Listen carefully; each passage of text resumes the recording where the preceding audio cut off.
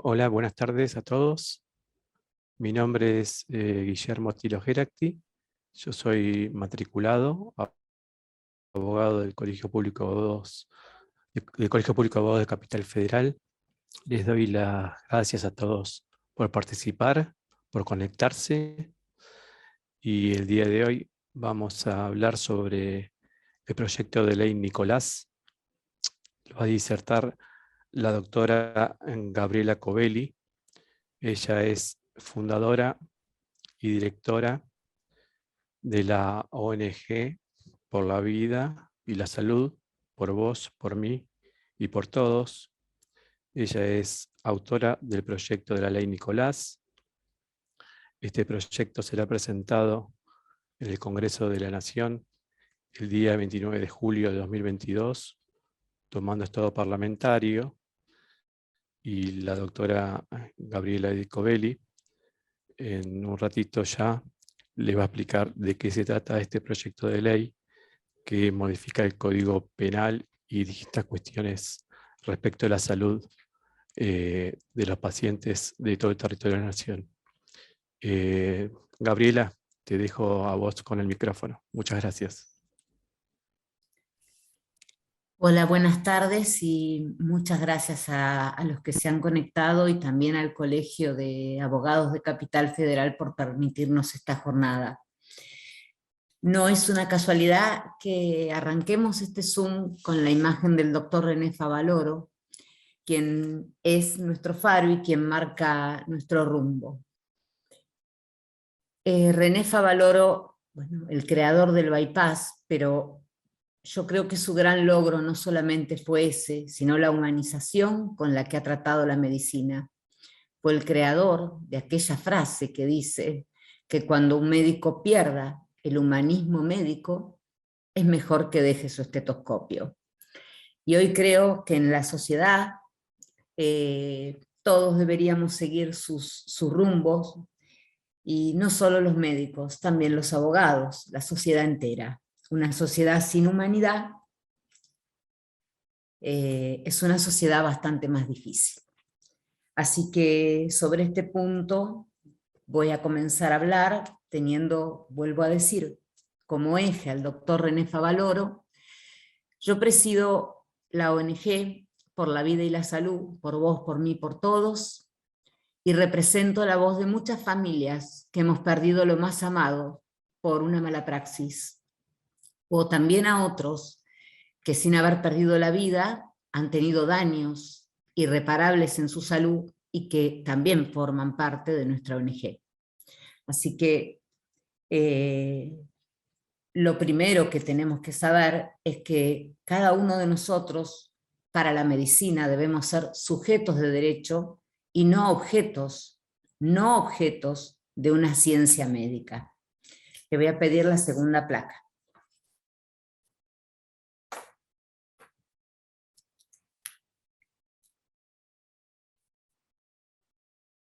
El motivo por el cual he comenzado con este ONG es nada más y nada menos que la pérdida de lo más amado.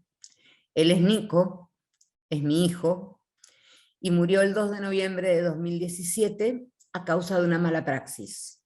Por supuesto que he iniciado las acciones penales, tengo más de 34 años, creo ya, de abogada. Voy a sintetizar solamente muy cortito el caso de Nicolás, porque no era acá el tema hablar de él, sino saber por qué cada una de nuestras familias está luchando por esta ley. Nicolás fue atendido por un dolor de cabeza, era una persona, una persona de 24 años, deportista, y un médico tuvo lo que se llama un encarnecimiento terapéutico, o sea, casi sin siquiera realizar ese estudio clínico, ese ojo clínico que tienen los médicos, o que por lo menos tenían cuando yo era pequeña,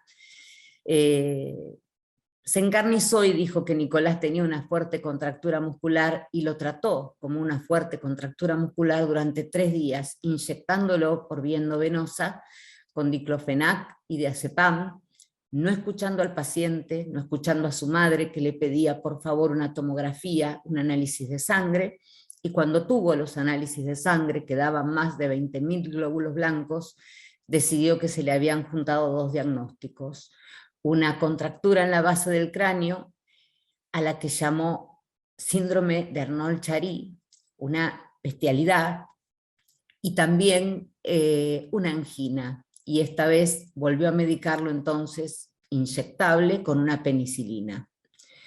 Nicolás terminó con daño cerebral irreversible, en coma, internado en un hospital, y sellando su muerte desde su ingreso en el hospital, duró 9 días, muriendo el 2 de noviembre.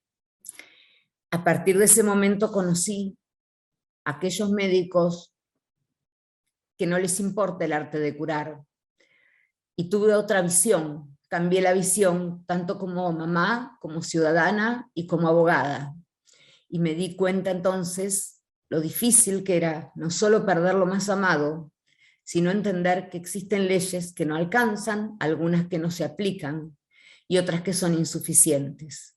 Así empecé mi lucha, escribiendo esa frase en su foto, que es lo que mueve a toda nuestra ONG. Si tu vida derramó tanto amor, que tu partida sirva para salvar a otros. ¿Por qué cambió mi visión? Porque las personas que atraviesan esto, como me pasó a mí, y ya siendo abogada, no conocían mis derechos, no conocía los derechos de mi hijo, y era abogada. No es verdad que los derechos son conocidos por todos, y no es verdad que todos los abogados sabemos sobre todos los derechos. Así entonces comencé un largo camino en donde descubrí que la muerte de mi hijo daba lugar a una denuncia penal, en donde con mucha suerte iba a tardar 8 años o más, en donde la pena podía ser de 1 a 5 años, en donde ese médico iba a seguir ejerciendo hasta tanto yo llegue en algún momento a la Corte Suprema, si es que eso ocurre y apelan, y en tanto en el medio de todo eso, lo que está en juego ya no es la vida de Nico, que no la tengo, sino la vida y la salud de toda la población. Nosotros perseguimos justicia, pero por sobre todas las cosas perseguimos prevención.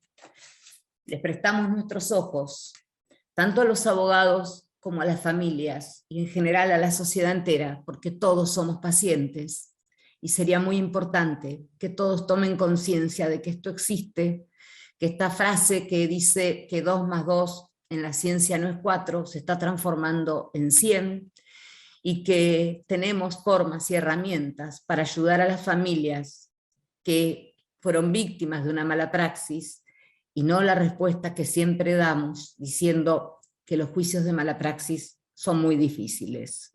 Es verdad, lo son, pero este paradigma está cambiando y empezamos a encontrar y a lograr, entre todos los que luchamos, una justicia con perspectiva de víctimas.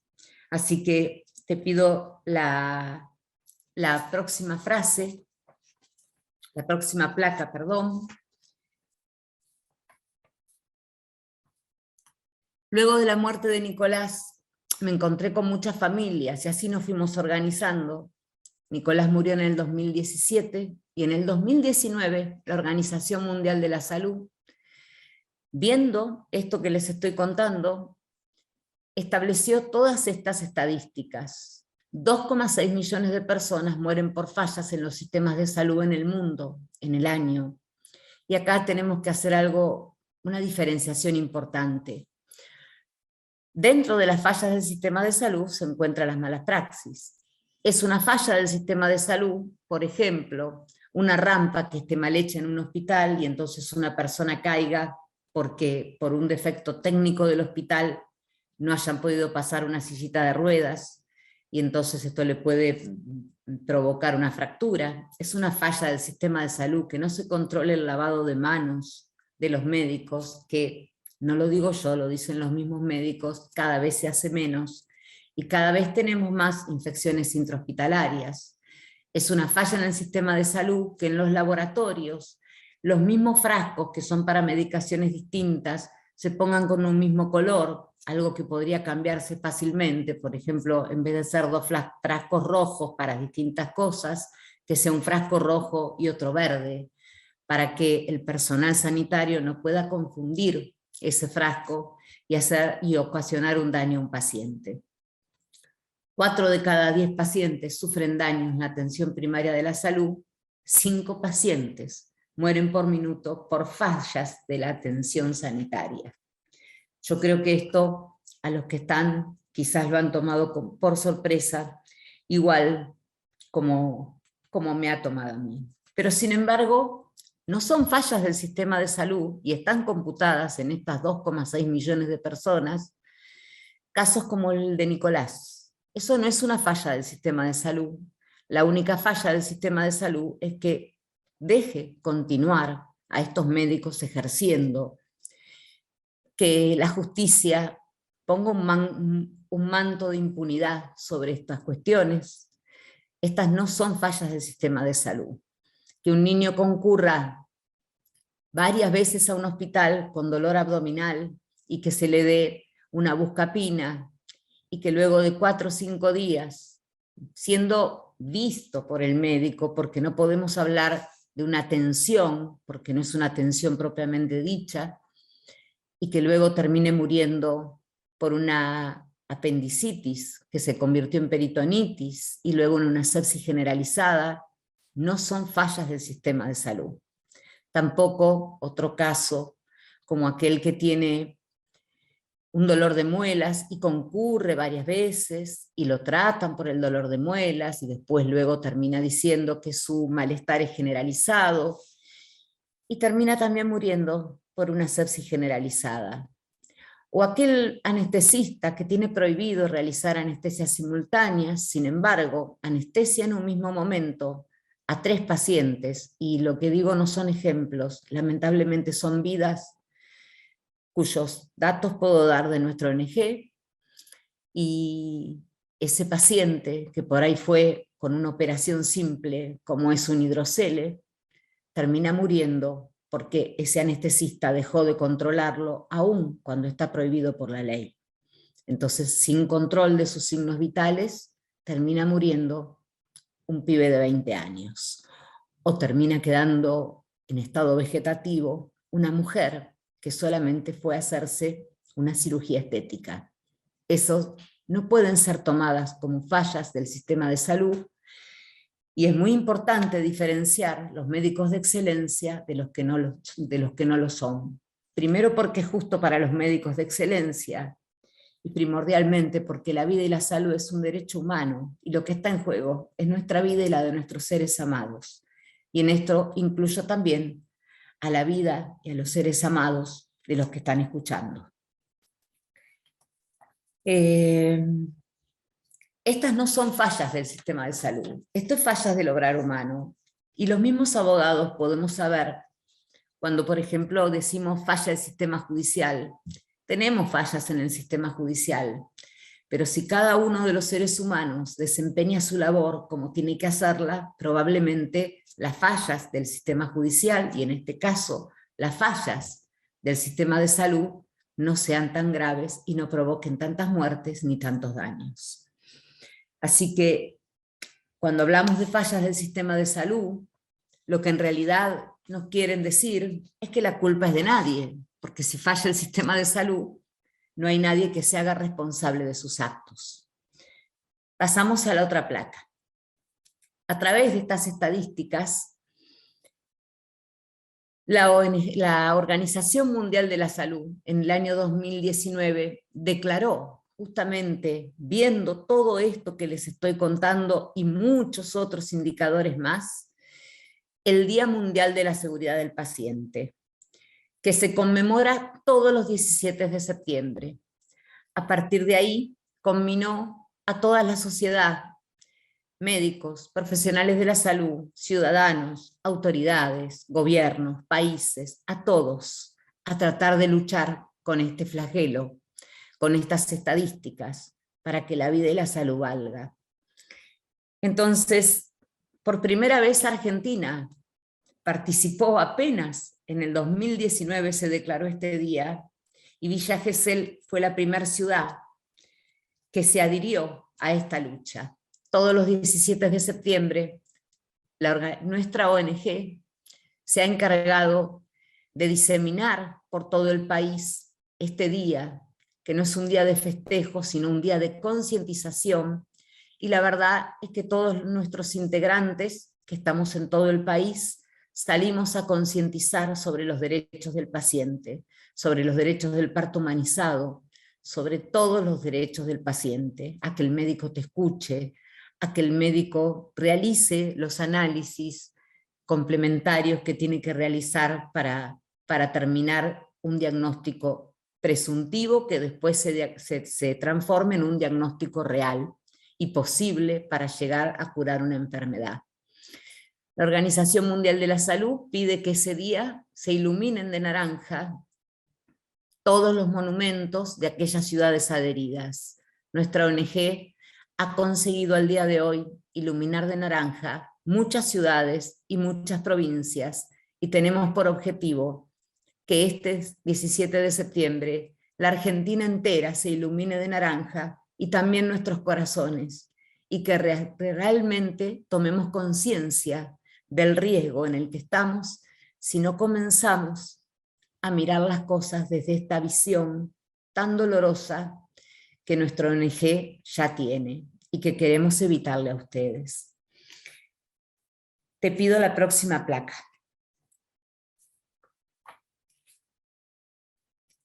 Estas estadísticas que vimos recién y que tenemos en forma mundial, no las tenemos en la Argentina. Tenemos algunos índices que también son muy terribles, pero no tenemos una estadística. Por ejemplo, 1 de cada 10 argentinos muere por mala praxis, no por fallas del sistema de salud, por mala praxis. En el año 2010, o sea, hace 11 años, esta asociación que nuclea actividades médicas privadas dijo que, como mínimo, cada uno de estos establecimientos afrontan juicios de daños y perjuicios de mala praxis. Ellos cuentan pérdidas económicas, porque afrontar los juicios de daños y perjuicios le da pérdidas económicas. Nosotros contamos seres amados que no tenemos en nuestras mesas de Navidad, ni en nuestras vidas, y otros seres que si están, no tienen la calidad de vida que tenían antes de entrar en un sistema de salud que no los cuidó como correspondía. En el ranking de América Latina estamos en el 3er lugar. Sería bueno entonces que tengamos una estadística, porque voy a robar una frase que escuché la otra vez y que la voy a repetir hasta el cansancio. Dice, lo que no se nombra no existe. Lo que no existe se niega, y lo que se niega no se puede medir. Y es muy importante saber cuántas muertes hay en la Argentina por mala praxis, cuántos daños en la salud, cuánto para poder encontrar una solución. Esto no es una persecución a los médicos. Puedo asegurar que no. De hecho, nos la pasamos agradeciendo a aquellos médicos que honran su AMBO. Y en este caso, sí voy a decir algo autorreferencial. El día que murió mi hijo agradecí profundamente al médico de terapia intensiva, aquel que no tuvo que ver con la muerte de mi hijo, y agradecí también a todo ese equipo, porque pese a que sabían que Nicolás iba a morir, durante esos 9 días lo trataron con la humanidad que correspondía. Le decían Nicolás, no era el paciente de la cama 4. Un detalle muy pequeño, pero si todos los médicos pudieran poner, ¿no?, delante de una cama el nombre de su paciente, aunque no lo puedan recordar, sería bastante reconfortante para una familia a la cual se le está muriendo un ser amado, saber que un médico, un enfermero, lo llama por su nombre. Así que me he pasado agradeciendo a esos médicos y a todos los médicos, que tenemos muchos médicos de excelencia, y por eso queremos distinguirlos de aquellos que no lo son. Voy a pedir ahora la placa 6. para explicar la ley Nicolás tenía que explicar su origen y tenía que explicar por qué luchamos. Y por eso también explicar cuál es el paradigma en el que nos encontramos. Y el paradigma es este que les acabo de contar. Así como a mí me pasó, y no culpo a nadie, digo nada más una realidad, como a cada uno de nuestra ONG nos dimos cuenta que esto estaba ocurriendo cuando ya nos pasó. Muchos de ustedes están en un paradigma social en donde parecería que la mala praxis no existe, parecería que todos los médicos se levantan para sanar, y entonces parecería que nuestros muertos no tienen que doler y no hay justicia para ellos. Aquellos que recibieron daños irreparables en su vida y en su salud, y que hoy están cuadriplégicos, víctimas de lesiones, parecerían que tampoco importan en el sistema judicial. Así acuñamos otra frase que dice: nuestros muertos también duelen. Ustedes fíjense esto y díganme si no es lo que yo pensaba, al menos antes de la muerte de mi hijo, y lo que quizá hoy aquellos que no afrontaron esto piensan hoy. Si una persona entra por esta puerta solo con el fin de robar, pero sin embargo viene con un arma y sin querer me pega un tiro y me mata, esa persona es un delincuente desde el primer día y toda la sociedad estaría castigándolo, llamándolo homicida, delincuente, sin importarle cuál es la sentencia final. Se le impondría una prisión preventiva desde el primer momento, sin importar qué es lo que dice la sentencia. Sin embargo, cada uno de nosotros que ha perdido un ser amado por una mala praxis, tenemos que soportar, y puedo jurarles que lo tenemos que soportar, que nos pregunten: ¿estás segura? A nadie se le ocurriría preguntarle a una víctima de violencia de género si está segura, pero a todos se les ocurre preguntar a las familias de víctimas de mala praxis si estamos seguros que fue una mala praxis, y yo les puedo asegurar que sí, que estamos seguros, porque antes de iniciar una denuncia nos tomamos la precaución de realizar informes médicos preliminares para hacer denuncias fundadas, y porque además los mismos abogados saben que transitar un juicio penal es absolutamente doloroso, no deja cerrar la herida, no podemos hacer nuestro duelo, no podemos siquiera comenzar a respirar y a recordar con cosas lindas a aquellos que perdimos. Así que sí, estamos seguros cuando hacemos una denuncia por mala praxis, que fue mala praxis. La sociedad va cambiando, y en ese paradigma social del que les digo es el que tiene que cambiar hoy, es el que intentamos con toda nuestra fuerza y nuestro amor que cambie, sin odios, sin rencores. Así fuimos cambiando, y antes, por ejemplo, encontrábamos que cuando un hombre le pegaba a una mujer, o cuando un hombre mataba a una mujer, era un crimen pasional. Después fuimos creciendo y nos fuimos dando cuenta que ese crimen de pasional no tenía nada. Y entonces nos dimos cuenta que existía la violencia de género y tuvimos leyes que amparaban estos casos. Después también salió lo que se llamó el femicidio. Hoy tenemos el femicidio. Antes era un homicidio común y era un homicidio pasional. Y así podría seguir hablando de muchos ejemplos en donde cambia el paradigma social, cambia la conciencia y necesariamente debe cambiar la ley. Por ejemplo, el trato a los animales, el maltrato a los animales, ¿no es cierto? O las víctimas de siniestros viales. También fuimos cambiando y tuvimos leyes que tuvieron que cambiar a la par de esta conciencia que hemos tomado. Y muchas otras que los abogados y la sociedad en general nos dimos cuenta que aquellos derechos que fuimos necesitando necesitaron necesariamente, y perdón la repetición, de nuevas leyes que amparen nuestra vida. Fíjense un detalle. En nuestra Constitución Nacional, en el año 94, se reformó y tenemos lo que se llama defensa al consumidor. O sea, un consumidor estafado tiene dónde ir.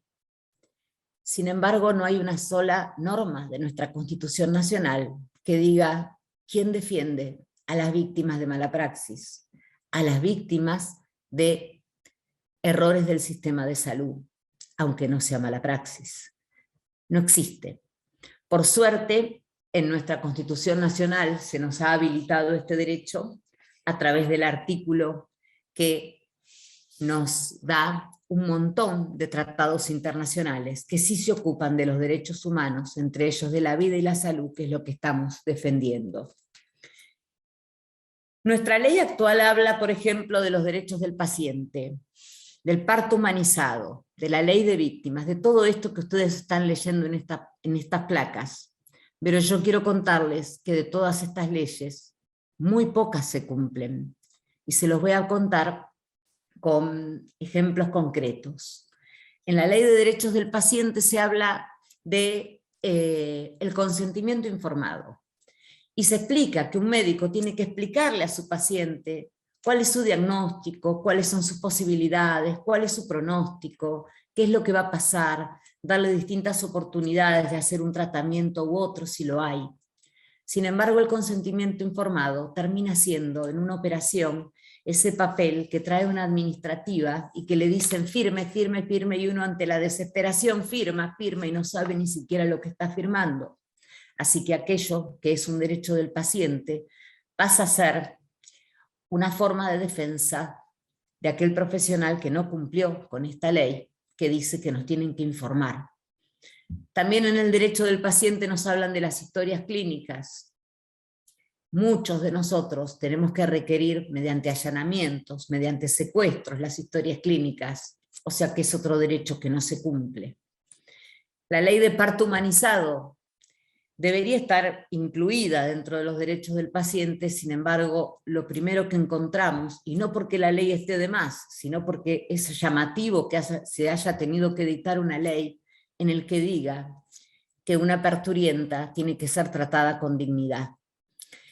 En realidad todas las personas, no hay una ley que diga que nos tenemos que tratar con respeto, sin embargo las leyes dicen que los médicos nos tienen que tratar con dignidad, respetar la dignidad del paciente, respetar en el parto humanizado la dignidad de la parturienta, de sus acompañantes, del niño por nacer, de la persona gestante.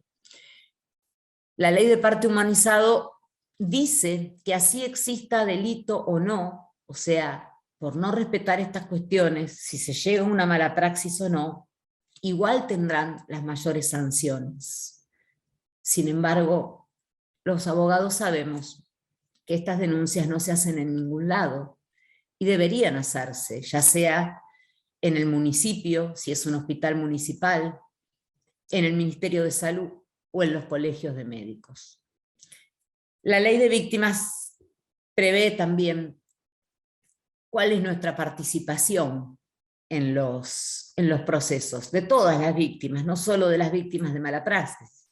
Sin embargo, cuando llegamos al momento de ejercer este derecho, vemos que no están los abogados que promete la ley de víctimas. Recién ahora se está abriendo un registro y me pone muy contenta que esto suceda. Pero también me he encontrado que en el momento de la indagatoria del médico que mató a Nicolás, porque voy a decir las palabras como son,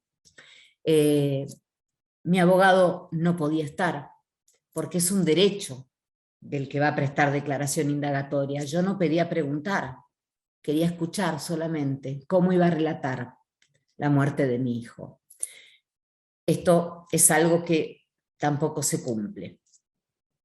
En cuanto a los tratados internacionales,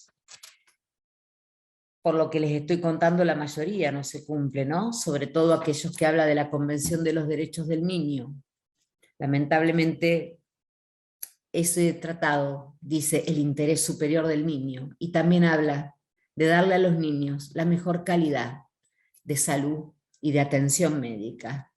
¿No quisieran ustedes saber la cantidad de niños que tenemos muertos dentro de la ONG por fallas del sistema de salud? Y en nuestros casos específicos por mala praxis. No fueron fallas del sistema de salud. Entre otros, y perdón que lo nombre, el hijo de Guillermo, que es un colega, Felipe, ha fallecido por una mala praxis. Así que el interés superior del niño que está en estos tratados internacionales tampoco se cumple. Por último, el último decreto es el que menos se cumple. El decreto ley 5413. Si bien esto rige nada más que en la provincia de Buenos Aires, en cada provincia tenemos un decreto que rige los colegios de médicos. Este decreto nace de que el Ministerio de Salud delega en sus colegios de médicos, y dice así este decreto: preservar la vida y la salud de la población y controlar el acto médico. En aquellos lugares como en Capital Federal que no existen los colegios de médicos, lo debería hacer directamente el Ministerio de Salud. Sin embargo, cuando uno quiere hacer una denuncia en el colegio de médicos explicando que un médico no cumple con las obligaciones del acto médico, lo primero que contestan los colegios de médicos es no, tiene que resolver el Poder Judicial. Y esto no es verdad, porque por ejemplo yo podría estar haciendo una ley por el no cumplimiento de la ley de parto humanizado, o por el no cumplimiento de derechos del paciente, y sin embargo no habría delito. ¿Por qué nos tenemos que ocupar de esto? Porque esto es la punta del iceberg. Y si logramos que estas cosas comiencen a tratarse antes de que la mala praxis llegue, entonces podríamos salvar muchas vidas. Entonces es muy importante que los colegios de médicos comiencen a cumplir con sus obligaciones. Entre ellas dice, por ejemplo, que pueden realizar sumarios a los médicos y también imponen sanciones que llegan hasta la suspensión del profesional. Sin embargo, y todo lo que digo puedo probarlo, cuando hice la denuncia en el colegio de médicos, no quisieron abrir el legajo del médico, pese a que yo mostré que este médico había dado 14 recetas por triplicado, de esas que emite el Ministerio de Salud, que son de color naranja y que solamente se dan para vender psicofármacos, o sea, recetas por triplicado. Y estas recetas las había dado extendidas a ninguna persona, solo con su sello y firma, y podía utilizarla cualquiera para comprar lo que quisiera. Con lo cual, esto es una gran violación al acto médico, y el Colegio de Médicos no abrió el legajo. Luego les quiero decir que sí lo hizo porque los denuncié ante la institución de entidades profesionales, y con lo cual entendí que sí tenía razón y que sí el decreto es real, como también lo es en la Capital Federal, aunque no sea manejado por los colegios de médicos, lo debería hacer el ministro de Salud. ¿Para qué necesitamos esto? Para que alguien controle el acto médico, para que aquellos médicos que no están cumpliendo con las reglas y el arte de curar puedan ser, podamos entender que pueden mejorar. Ni siquiera les estamos pidiendo una sanción, sino simplemente que se pueda controlar a esto que ellos llaman médico disruptivo, para ver cuál es el motivo por el cual no está actuando conforme lo establece la lex artis, o sea, el arte de curar. Y esto es muy importante porque evitaríamos, vuelvo a decirlo, muchas muertes. Sin embargo, no ocurre en la actualidad, y entonces vemos noticias en la tele de existencia de médicos truchos, de clínicas que no están habilitadas, y de personas comunes que van a esos médicos que no son médicos. Si existiera un mayor control del acto médico, esto no estaría pasando. Te pido la otra placa. Esta es una sentencia de personas que también forman parte de nuestra ONG. Son Estefi Cipolitakis, Pamela Sosa, Silvina Luna y Gabriela Trenchi. Quizá hayan escuchado hablar de este caso, me permití poner la sentencia porque es un caso público. Es la sentencia contra el doctor Aníbal Rubén Lotoki. Aníbal Rubén Lotoki tuvo 12 denuncias, 12, estas son solo 4, 12 denuncias por mala praxis, por lesiones graves y gravísimas, y una última denuncia en el año 2021 por un señor que hoy ya no está, que se llama Zárate, y que murió por la tensión, o por lo menos está denunciado la muerte como un homicidio culposo y está denunciado el doctor Lotoki. Estas personas, estas pacientes, estas lesionadas con lesiones graves, llegaron a una sentencia después de 5 años. Y obvio que el Tribunal Criminal Correccional tuvo que dictar esta sentencia en donde le dan 4 años de prisión, más accesorias que son la inhabilitación. Cuando los abogados de estas víctimas pidieron que se lo inhabilite provisoriamente, con corrección, el juzgado dijo que no podía hacer lugar a esto. ¿Por qué?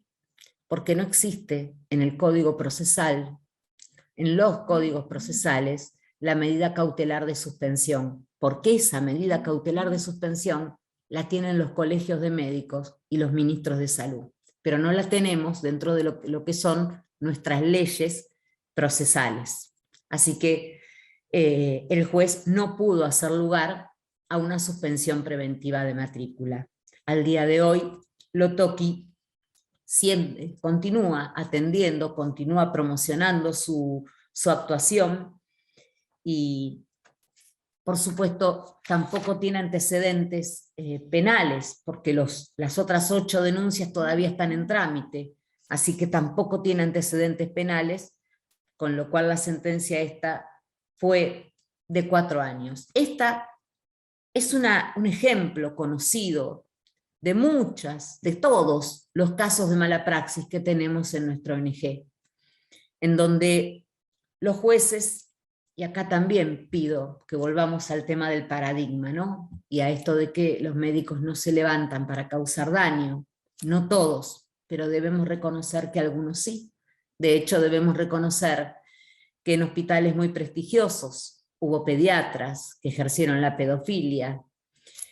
Tenemos que reconocer que no todos los médicos son iguales, porque no todos los seres humanos son iguales, y porque un título no beatifica, no nos hace santos. Podemos ser abogados y ser malas personas, podemos ser arquitectos y ser malas personas, o simplemente podemos ser médicos, habernos recibido y no haber agarrado nunca un libro, cuando el Código de Ética dice que tienen que perfeccionarse en cada año. Pero como nadie controla a los médicos, a esto no se ha llegado.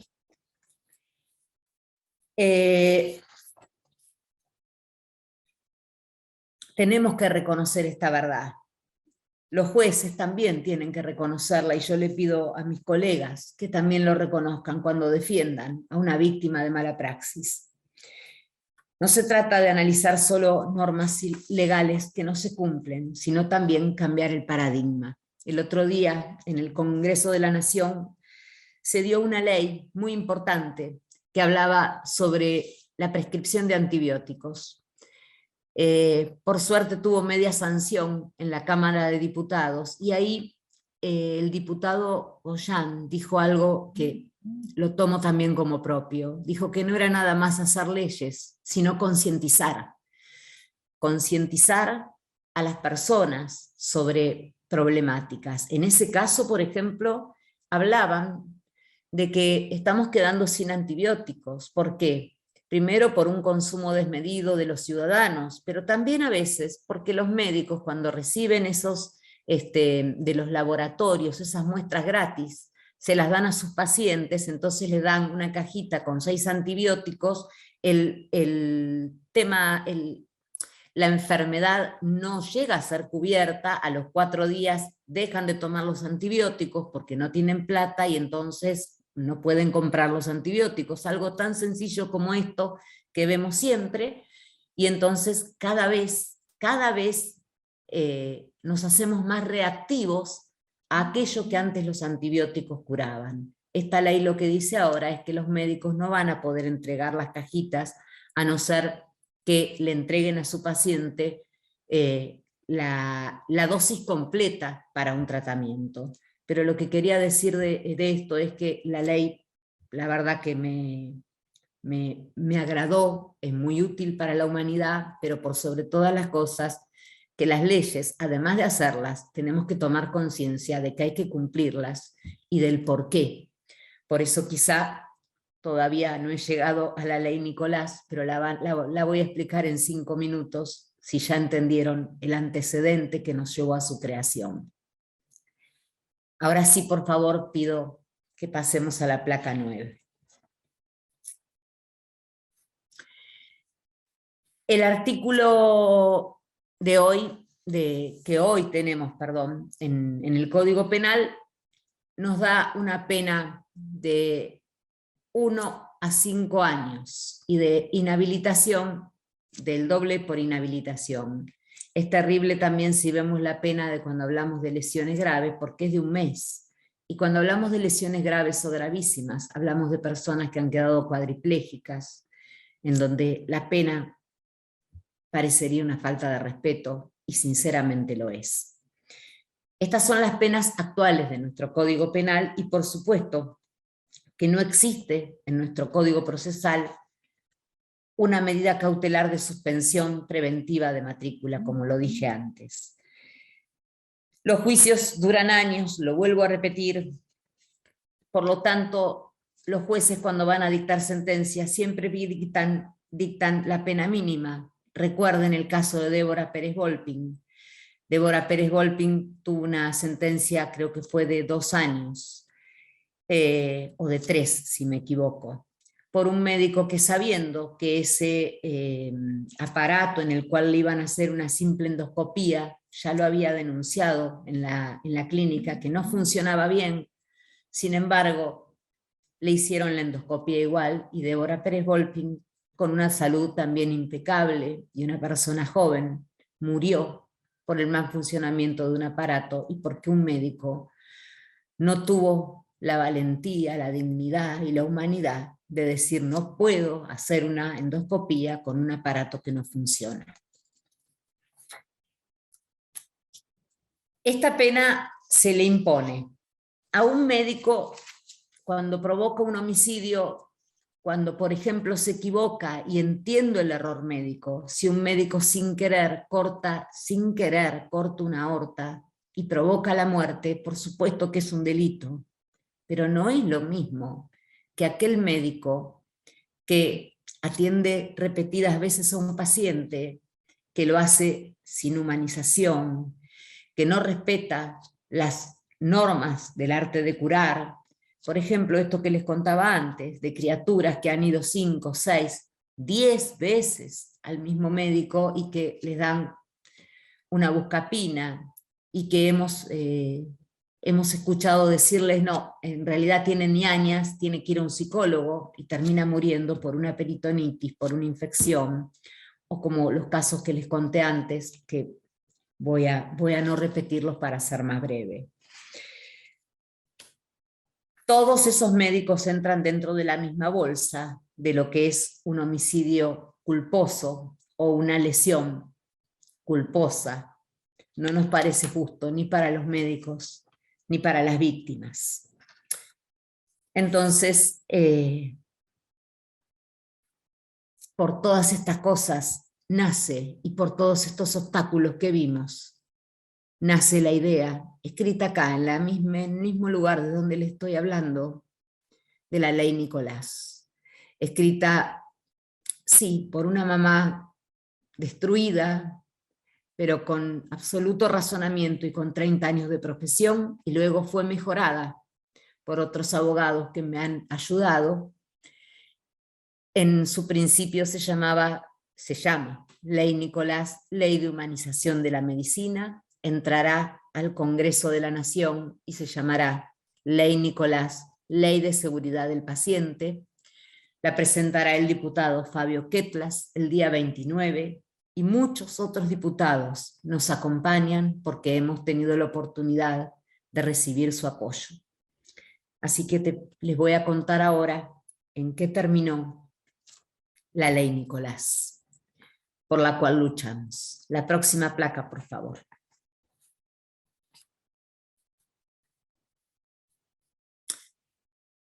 Necesitamos políticas que prioricen la vida y la salud.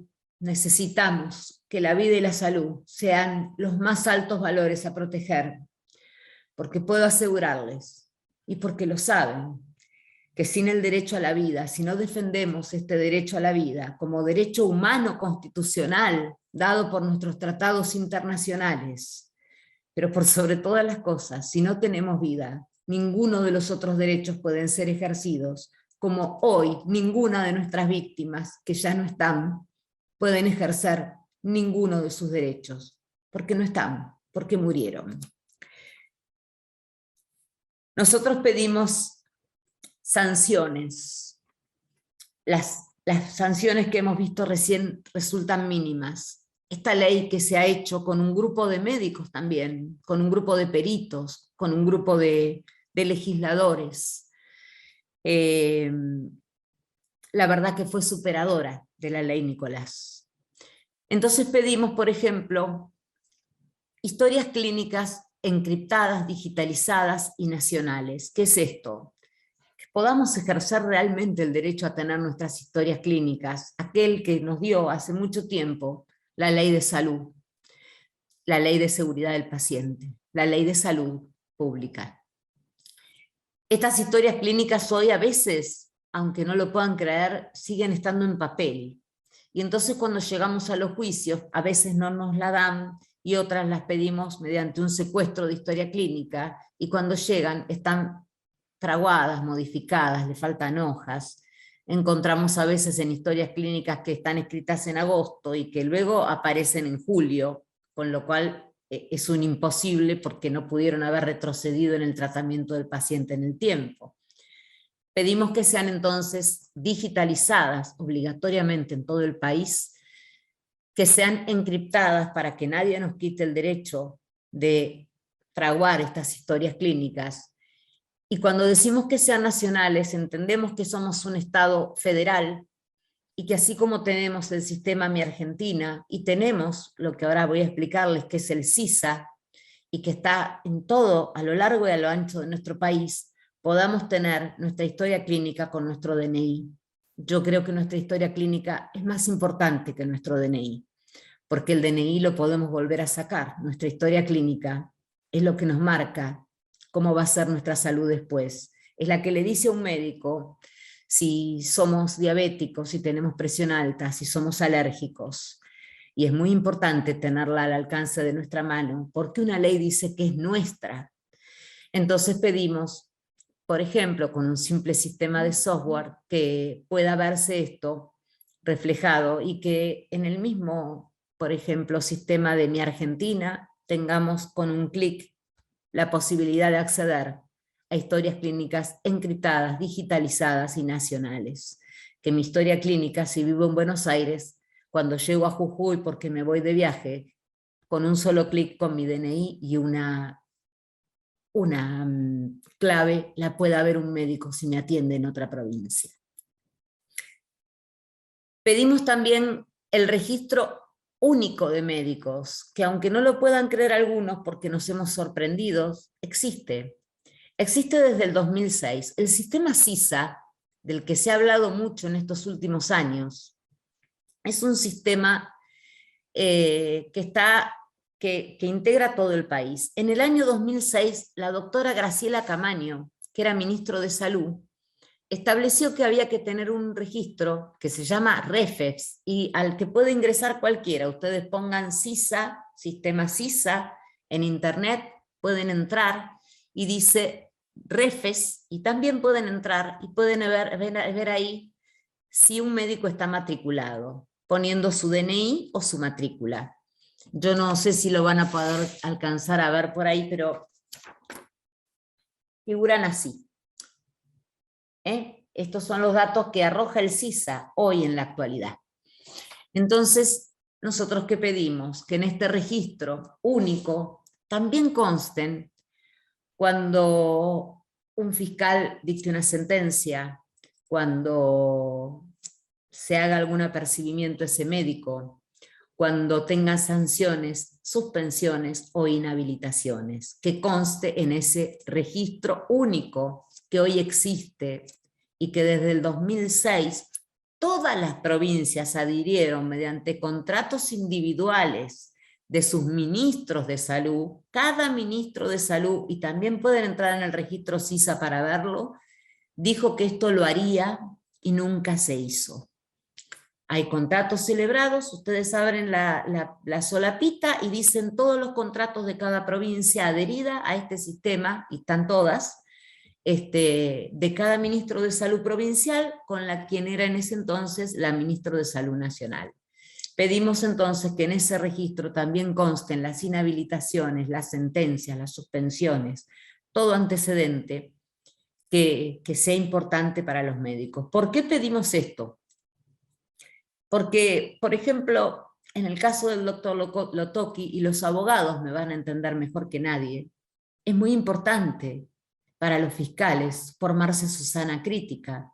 O sea, si no tienen un antecedente penal, por lo menos saber cómo fue el desempeño de ese médico a nivel nacional.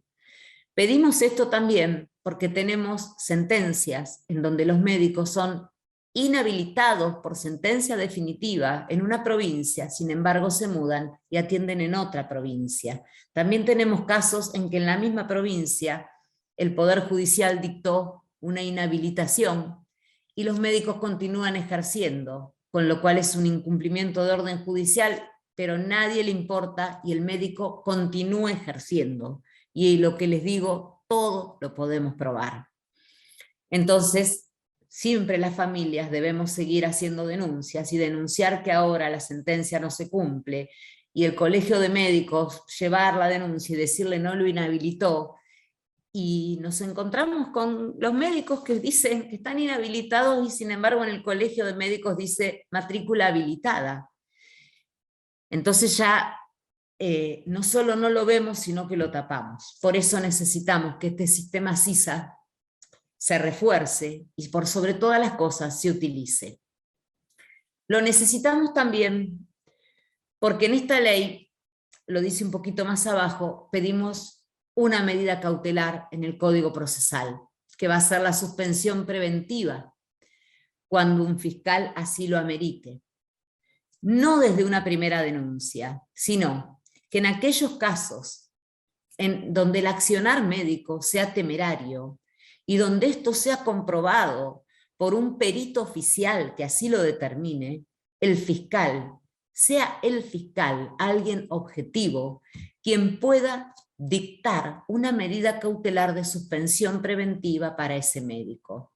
Entonces el fiscal va a poder tener, primero, ante una denuncia, pedir un informe al CISA, al REFEPS, para ver de qué médico estamos hablando y formar su sana crítica, pero también va a tener que llevar un oficio al REFES para decir que ha dictado, por ejemplo, esa medida de suspensión, que luego les voy a explicar en qué caso se aplicaría.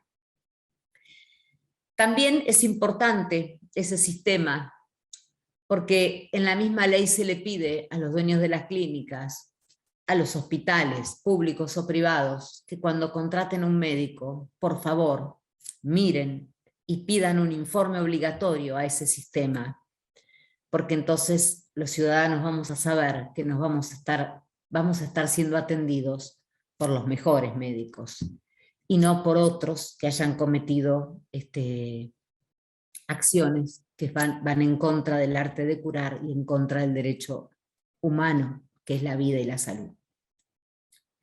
También pedimos carrera sanitaria hospitalaria. Hoy existe, pero no es obligatoria. Entonces nos encontramos que en muchos hospitales los médicos entran a dedo, por acomodo, por ser el amigo de alguien, ya sea del director o del poder político de turno.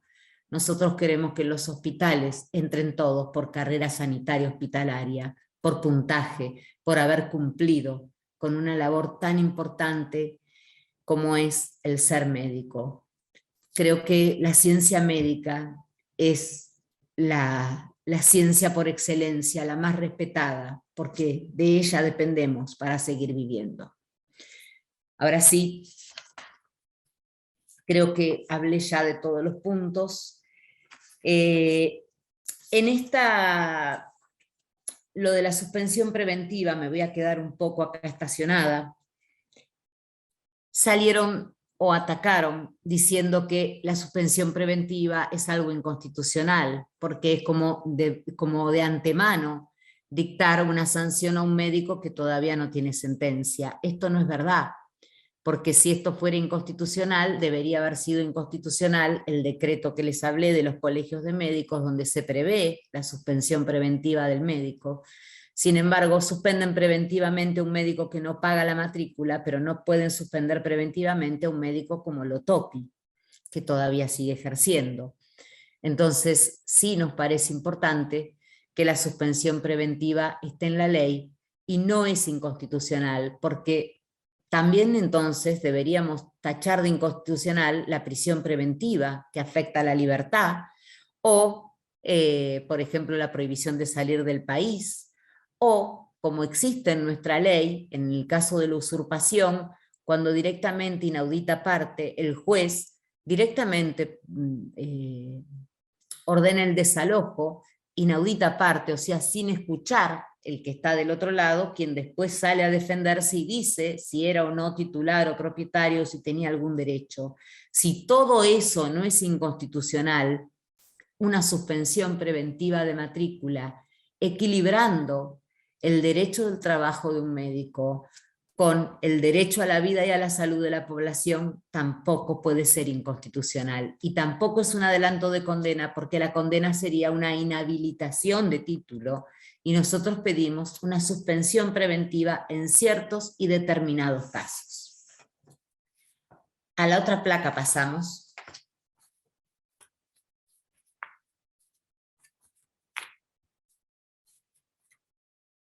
Así la ley Nicolás pide entonces que para aquellos casos en donde la acción médica, o sea, el homicidio que hoy existe como homicidio culposo queda como está, de 1 a 5 años, se agregaría la figura del accionar temerario, ¿no es cierto? Que es aquel en donde el médico actuó de una forma grosera, de una forma inhumana, como lo describe la ley, una atención que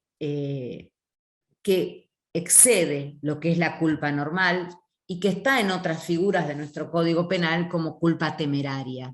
En esos casos, entonces, la pena va a ser de 3 a 6 años, y en el caso de las lesiones, la pena será de 2 a 4 de inhabilitación. Perdón, de 2 a 4 y la inhabilitación de 2 a 8. Y se incorpora así, para los casos de homicidio culposo, lesiones graves o gravísimas, con culpa inequívocamente temeraria, la suspensión preventiva de ese médico. Solo en esos casos.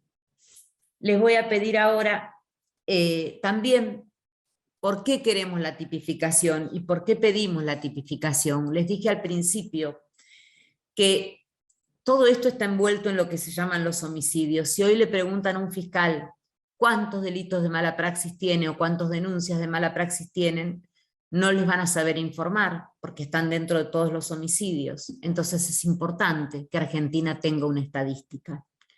Por eso también es importante que las sentencias vayan al REFE, para tener una estadística y también una estadística de aquellos eventos centinela. Bien. Estaba hablando de la tipificación y de lo que podían preguntarle a un fiscal. Hoy no tenemos, ya dije en las primeras placas que solo tenemos indicios, así que es muy importante tener una estadística. ¿Para qué? Para solucionar un problema. Y voy a volver a repetir la frase del principio en donde les dije que aquello de lo que no se habla no existe, y lo que no se existe no puede medirse. También en esta ley va a haber algo que es muy importante. No solo estamos hablando de leyes que rijan para la parte de la parte procesal o penal, sino que va a haber un registro de eventos centinelas y va a haber protocolos que deban cumplirse en los hospitales públicos. ¿Qué son los eventos centinelas?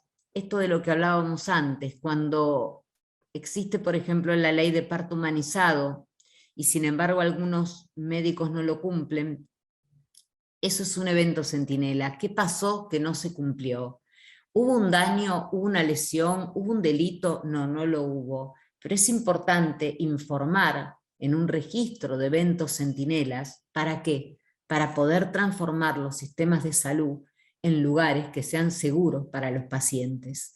No para el castigo de los médicos, sino para aprender todos juntos y tomar conciencia de que nuestra vida y nuestra salud está en sus manos. Y en nuestra conciencia también, de poder todos los días tratar de luchar para tener una vida y para que nuestros seres humanos gocen de una vida y una salud como debe ser, y no tener miedo de ir a un sistema de salud porque pasan estas cosas. La próxima placa.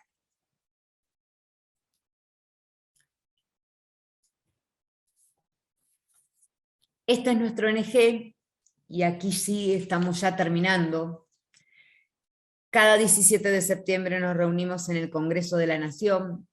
Somos por la vida y la salud. Estamos en el Facebook, estamos en Instagram.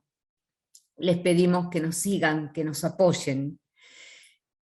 Todas esas caritas que ven colgadas en la red son personas que hoy no están, son niños, son hijos, mamás, papás, que hoy no tenemos. Y ese fue el principio de nuestro ONG. Hoy lamentablemente somos un montón.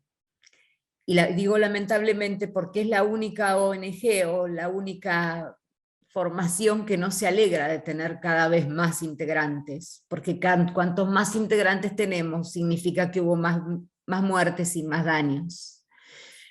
Todos los 17 de septiembre nos encontramos en el Congreso. Esta vez nos vamos a encontrar el 29 de julio, desde las 10 de la mañana, y les pedimos a todos que nos acompañen, porque no es una ley para nosotros ya perdimos, es una ley para ustedes.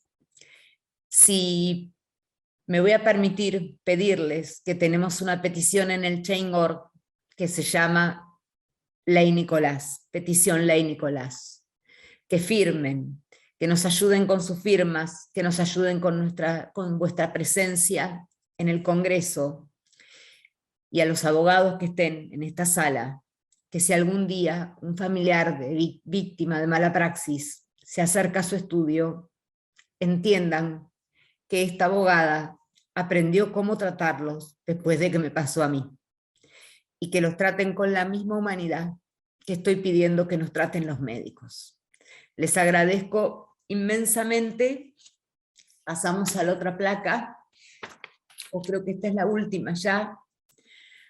Alcemos la voz con una justicia con perspectiva de víctima, a favor de la vida, de la salud, de los médicos de excelencia, en contra de la mala praxis, por la aplicación constitucional de la igualdad ante la ley. No le pasó lo mismo a Maradona que lo que nos pasa a nosotros. Yo entiendo que él es el ídolo mundial. Entiendan ustedes que cada uno de nuestros hijos y seres amados perdidos, para nosotros era nuestro ídolo. Maradona tuvo la suerte de tener en menos de un año pericias. En un año tuvo su fecha para juicio oral. Nuestras familias tardan 4, 5, 8 años en llegar a una sentencia que no nos devuelve nada, que nunca nos va a devolver nada, pero ni siquiera nos devuelve la dignidad de haber hecho justicia por aquel que ya no está. Les dejo un abrazo y un agradecimiento de todas las familias que estoy representando en este momento. Benji. Gracias, Gabriela. Muchas gracias. Bueno, está abierto el chat por si alguno quiere hacer alguna pregunta. Esperamos un minuto. Por el momento no hay preguntas, pero esperemos un minuto. Si alguno quiere hacer una pregunta, escriban en el chat.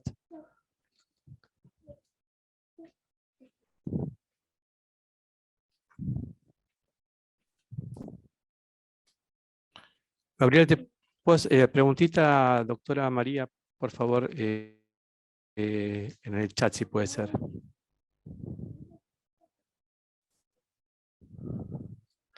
Gabriela, mientras te pregunto algo yo. El registro Centinela, ya quedó claro que no, que es para, digamos, ir registrando los eventos y solucionar el tema de mala praxis. ¿Pero llega algún tipo de sanción para el médico o absolutamente ninguna sanción? No, porque son aquellos eventos justamente que muestran la punta del iceberg, ¿no? No sé, por ejemplo, un caso, algo que ha pasado en un hospital que no llegó a provocar un daño, y entonces lo que se busca es que los médicos y el personal de salud en general, en vez de cubrir esto, de no contarlo, sí se cuente, que no haya sanción, pero sí que haya una forma de ayudar a esos médicos a resolver el problema de por qué están haciendo esto de tal o cual manera. Y para saber y tener una idea en la Argentina de cuáles son las cosas que vienen fallando en el sistema de salud y así poder modificarlas. Y pregunta la doctora María Eugenia Cavallo, ante un evento sospechoso, ¿qué es lo que se puede hacer? Creo que se refiere también al registro centinela, pero bueno, la pregunta es así. Ante un hecho sospechoso, ¿qué se puede hacer? Supongo que por hecho sospechoso está hablando de un hecho en donde uno no sabe si es o no una mala praxis. Lo primero que nosotros hacemos desde la ONG es primero echar mano de la historia clínica y luego consultar a un médico de la familia, un médico, bueno, nosotros en la ONG tenemos médicos que nos ayudan, o un médico perito para que nos digan si existió o no mala praxis y Dime. hacer una denuncia concreta. Sí, pregunta Wanda, dice, a partir de la ley Nicolás, ¿cómo se determina cuánto tiempo se suspende a un médico y cuál es el criterio para que vuelva a tener su licencia? La ley Nicolás no establece, porque eso lo tiene que establecer el fiscal, y la ley Nicolás tiene luego una ley que la reglamenta, en donde se establecerá cuál es el plazo. Como en toda medida cautelar, tienen que tener un plazo, no es de por vida, ¿no es cierto? Y en esa reglamentación, que en la ley dice que será dentro de los 180 días, se establecerán, por supuesto, esas cuestiones que son más de forma que de fondo. Sí, pregunta el doctor Oscar si podría repetir quiénes apoyan la ley Nicolás.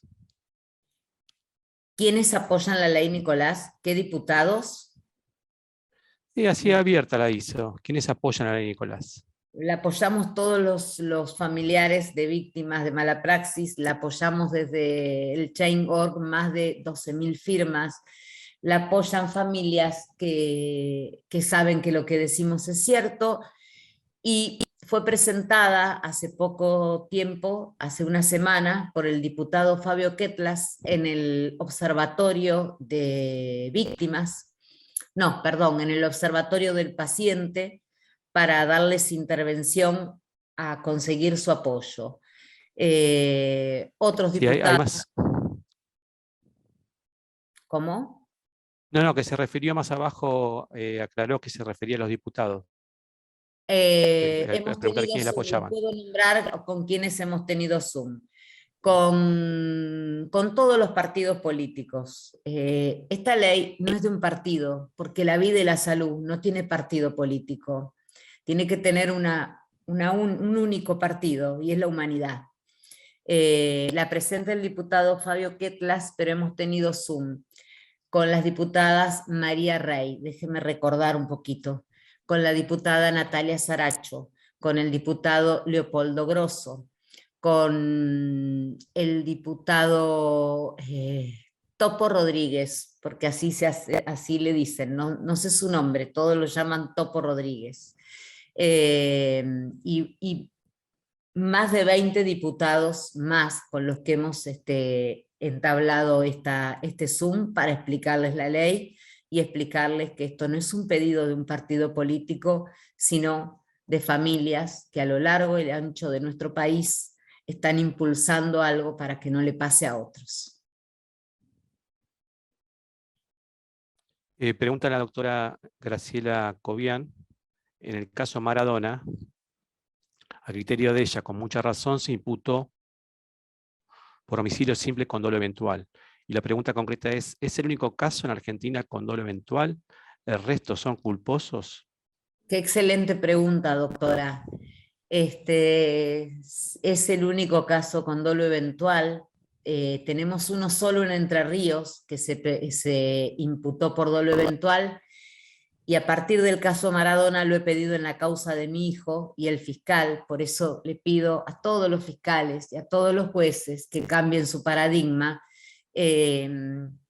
Justamente expliqué esto, y en la causa de mi hijo se imputó al médico por dolo eventual. Sí, son casos contados así con la mano. No hemos tenido sentencias todavía con dolo eventual. Es muy buena su pregunta, porque hasta el caso Maradona parecería que el dolo eventual no existía para nuestras víctimas. Pide el doctor Horacio Heller, si por favor podemos dar por escrito las siglas de las páginas de internet, pero no sé a qué página de internet se refiere. Se llama en Facebook y en Instagram Por la Vida y la Salud. Así figuramos, Por la Vida y la Salud. Y les pido que nos ayuden con el Change.org. Hay una petición que dice apoyar la ley Nicolás. La doctora Cavallo, que había preguntado cuando hay un evento a quien se puede recurrir, pregunta si cuando el tiempo corre y vemos que no se toman medidas, ¿qué es lo que se puede hacer? Cuando el tiempo corre, supongo que me está hablando de un momento en donde está el paciente vivo y no se están tomando medidas. Supongo que me está hablando de eso. Y supongo que es cuando Bueno, en denuncia un principio hecho. saber, por ejemplo, que tenemos el derecho a una interconsulta y exigirla, el derecho que tenemos derecho a un traslado, que a veces no lo dan, a un lugar de mayor complejidad. Esos son los derechos y están, les voy a decir el nombre, los números de la ley, que los debería recordar de memoria, pero la verdad es que no tengo. La doctora Cavallo se refiere ante un hecho sospechoso. Sí, pero era la pregunta anterior de ella. Y supongo que es sospechoso de mala praxis o que se está cometiendo mala praxis. Ya lo expliqué, preguntar a un perito o sencillamente, aunque no tenga el título de perito, a un médico, amigo, para ejemplificar. Yo le he preguntado a mi primo, que es médico, y luego después recurrí a un perito que me dio un informe preliminar, y yo aconsejo a los abogados y a las víctimas que cuando hagan la denuncia es muy importante acompañar el informe preliminar. No estoy diciendo una pericia completa, un informe preliminar, porque los abogados y los jueces también desconocemos lo que es la ciencia médica, y somos abogados, está bien, no somos médicos. Entonces, con un informe preliminar que establezca más o menos por qué estamos diciendo que eso es una mala praxis, la verdad que ayudamos bastante a la justicia. Sí, se refería a eso justamente, sí. A eso se refiere la doctora. Bueno, preguntas, no hay más en el chat. A los abogados les digo que nuestras páginas están abiertas para ayudar, y que nosotros nos presentamos también como amigos del tribunal en las causas concretas. trabajando codo a codo con los abogados de cada familia, porque nos parece importante, porque hay datos que los abogados quizás no tengan y que nosotros podemos brindar, como estas estadísticas de las que hablamos recién. Así que cuenten con nosotros, que estamos para esto, estamos para construir un sistema de salud que nos contenga a todos y una justicia con perspectiva de víctimas. Bueno, viendo que no hay más preguntas, estamos con el tiempo cumplido. Yo daría por aquí finalizada la exposición, donde les gracias nuevamente a todos los asistentes, especialmente a vos, Gabriela, y al Colegio Público y a las nuevas autoridades del colegio que nos han brindado el espacio. Bueno, muchas gracias a todos. Muchísimas gracias a Nos todos. volveremos a ver seguramente en otro momento. Y Un ojalá abrazo. los podamos ver el 29 de julio. Hay leyes que cambian secretarías, ministerios, y que no afectan a la gente. Hay leyes que cambian la humanidad. Esta es una de ellas. Ayúdennos.